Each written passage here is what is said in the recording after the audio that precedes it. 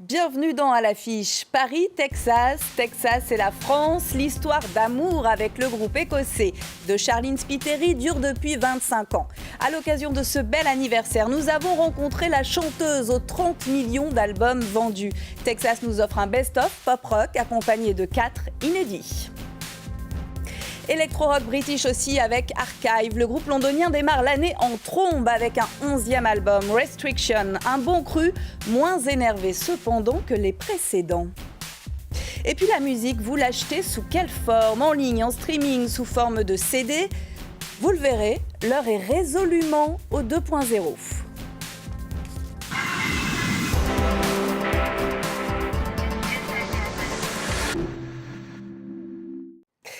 I Don't Want a Lover, Summer Sun, des titres qui ont marqué une génération. Le rock écossais de Texas nous revient sous des airs plus cuivrés pour le 25e anniversaire du groupe mythique. 4 inédits et un best-of nous sont proposés dans un nouvel album. Texas qui rencontre un succès non démenti depuis 25 ans dans l'Hexagone. On est allé rencontrer la très discrète Charlene Spiteri lors de son passage à Paris. Mais quel est le secret de la longévité de Texas? Mark Thompson a posé là, ou plutôt les questions.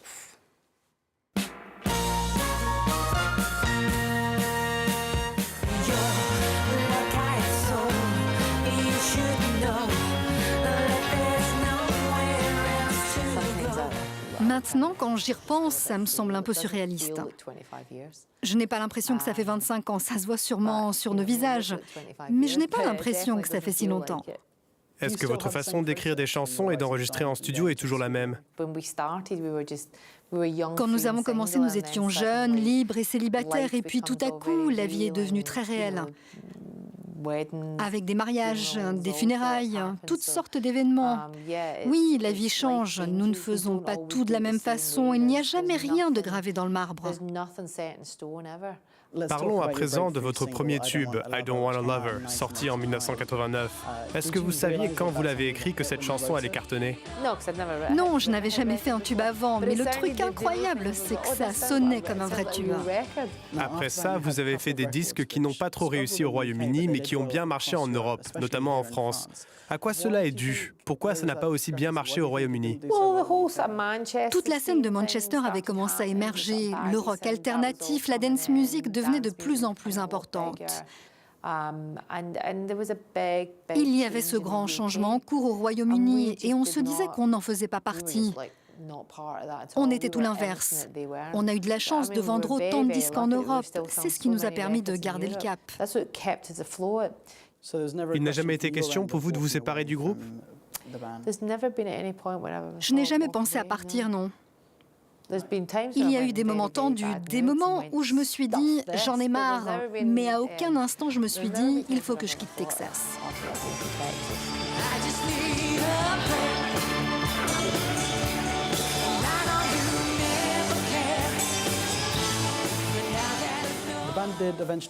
Le groupe a quand même fait une pause après l'album Red Book en 2005, pendant laquelle vous avez sorti 2 albums solo. Est-ce que vous y pensiez depuis longtemps?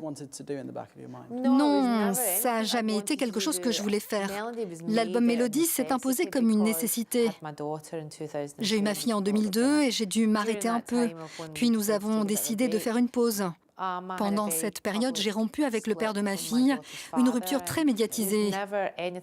Ça ne m'était jamais arrivé parce que j'avais toujours été dans la presse pour ma musique et pas à cause de ma vie personnelle. C'était très difficile à gérer et pour être honnête, je ne savais même pas si j'allais refaire un album un jour. Car ma seule préoccupation, c'était ma fille et son bonheur. Et puis lorsque ma vie personnelle s'est stabilisée, on s'est remis à écrire.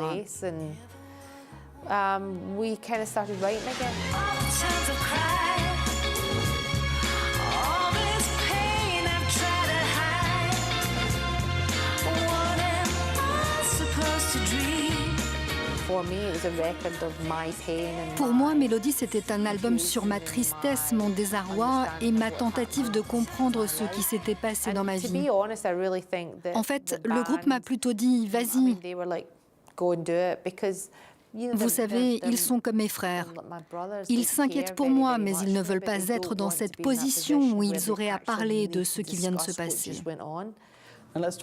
Parlons maintenant de l'album White and Blonde, qui est sorti presque 10 ans après votre premier album Southside. Il vous a ouvert à toute une nouvelle génération de fans. Est-ce que ça a été un moment clé pour le groupe? Ça a été un tournant à partir duquel tout a changé. À partir de ce moment-là, nous sommes passés du statut de groupe avec un succès relatif à celui de groupe vraiment reconnu. Est-ce qu'il y a eu un moment où vous vous êtes dit « Ok, ça y est, nous l'avons fait, nous sommes de véritables professionnels » Non, c'est probablement pour ça qu'on continue.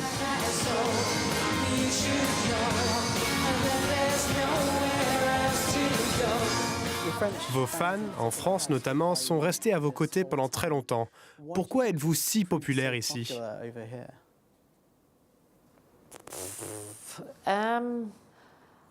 Je ne sais pas pourquoi. On a du succès, point à la ligne. J'aimerais penser que c'est parce que nous écrivons de bonnes chansons, que nous travaillons très dur, que ce que nous faisons est honnête et vrai, et que c'est quelque chose que l'on aime. Je ne sais pas pourquoi on a ce succès en France. Ça a tout de suite collé entre le public et nous, et ça a duré. Nous avons beaucoup de chance. C'est un public qui nous a toujours soutenus, qui a toujours été là, et on dirait que ça continue de génération en génération. Et même encore récemment, avec le succès de l'album The Conversation, l'année dernière, ça a été énorme pour nous. Vous avez été dans le fauteuil de coach de la version française de X Factor. Était-ce difficile d'être de l'autre côté du miroir? Non, car je fais des disques. J'ai écrit des chansons avec mon groupe, nous avons fait des albums et ce n'est qu'après que nous avons rencontré le succès. Nous ne sommes pas devenus célèbres et après nous avons fait des disques. Cela fait 25 ans que Texas est dans l'industrie du disque, une industrie qui a beaucoup changé ces dernières années.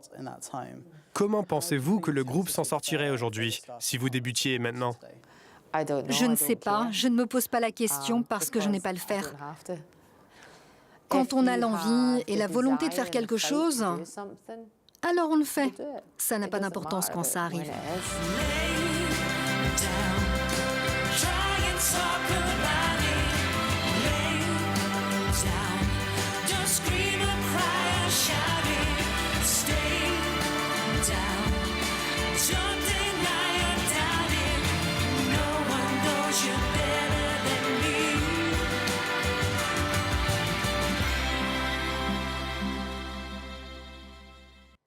Et je suis sûre que ça ne vous a pas échappé. C'est bien l'acteur britannique Alan Rickman qui apparaît dans le clip Start a Family.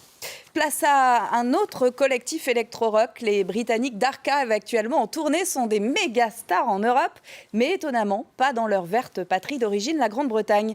Ils sont de passage en France pour leur 11e album studio, Restriction. On y retrouve tous les ingrédients qui ont fait la renommée d'Archive, une ambiance planante et un rock énervé.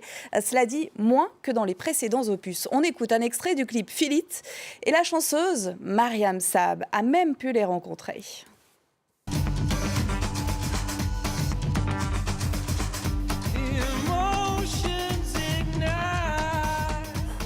Il faut que je me creuse vraiment la tête pour penser à la dernière fois qu'on a eu une sortie au Royaume-Uni. On joue dans de plus grandes salles qu'avant là-bas. Mais c'est vrai qu'ils nous comprenaient moins que le reste de l'Europe. Les Européens ont meilleur goût que nous les Britanniques.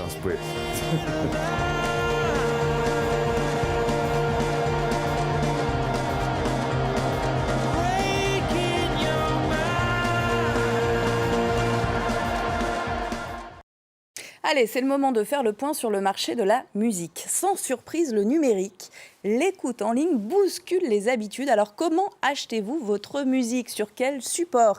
Et surtout, comment les artistes sont aujourd'hui rémunérés? Décryptage. Bruno Pacheco est accro à la musique.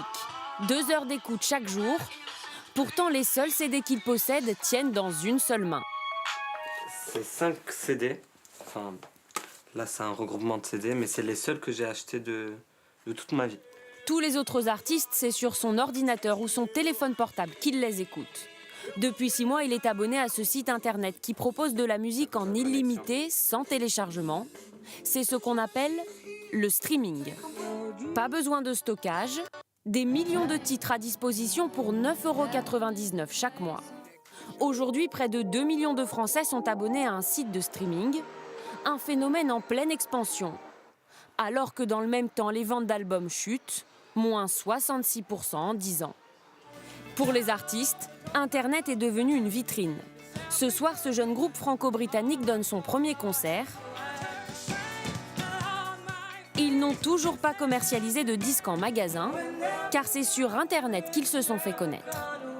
On est rendu à peu près un peu plus de 2 millions d'écoutes, et ça à travers l'international, et on reçoit vraiment des messages de partout dans le monde. Alors comment les artistes gagnent-ils de l'argent avec Internet ? Sur un abonnement à 9,99 €, les plateformes de streaming gagnent un peu plus de 2 €, les maisons de disques 4,56 € en moyenne, et les artistes, eux, se partagent seulement 68 centimes. En fait, le nombre de clics est déterminant. Plus un artiste est écouté, plus il gagnera de l'argent. Tout à coup, on ne va plus parler en un disque d'or, c'est 50 000 albums. Bon, tout à coup, on commence à parler dans millions, centaines de millions, milliards. Je fais semblant d'avoir tout compris. Et sur Internet, des artistes peuvent émerger à une vitesse fulgurante. La Française Christine and the Queens a été écoutée 30 millions de fois sur des sites de streaming et vue 20 millions de fois sur YouTube. Merci de votre attention. On se dit goodbye donc avec Imagine Dragons. Leur deuxième album Smoke plus Mirrors est enfin sorti. Du rock et des mélodies accrocheuses, on est ravis. Il faudra patienter néanmoins jusqu'à l'automne pour revoir le groupe de Las Vegas sur les scènes françaises. Cette émission est à retrouver en un clic sur france24.com.